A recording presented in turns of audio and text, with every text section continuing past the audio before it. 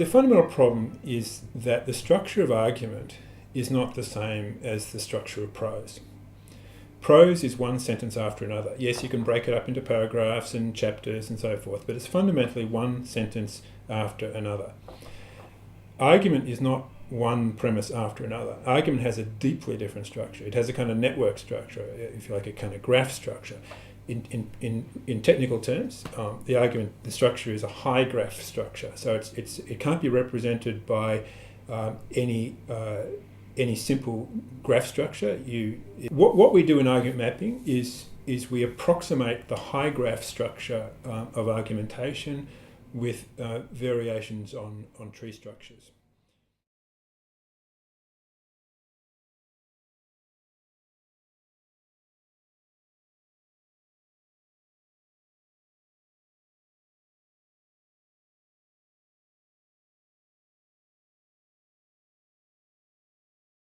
So the reason it's so hard to understand arguments as ordinarily presented in prose is that what you have to do is reconstruct in your mind a set of relationships that is presented in a way in prose that disrupts those relationships.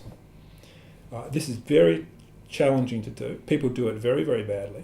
To give an anecdotal example of this, in workshops we've often, we used to run a series of workshops, 3-day workshops on the John F. Kennedy assassination, using the Oliver Stone movie, where he's got about a half-an-hour sequence at the end where he lays out the case that there was a conspiracy to kill JFK.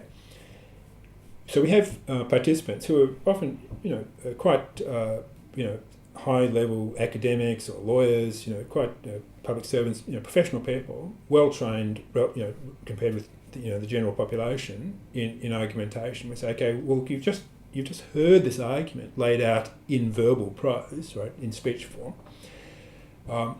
What do you think the argument is? And we get them to actually try to replicate the argument, to lay it out, to tell us, well, what are the bits and how do they fit together?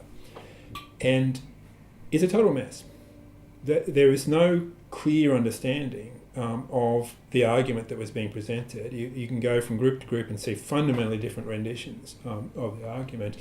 And also you can see that huge amounts of the argument is just missed out completely. People just don't get it. The enormous parts of the argument are just lost, not in translation, but it is lost in communication.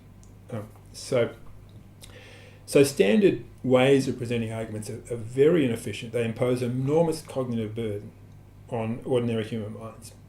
And consequently, our performance is very poor, our disagreements are endless, and sometimes this can have utterly catastrophic consequences if we can't come to rational resolution. There are other reasons why we can't.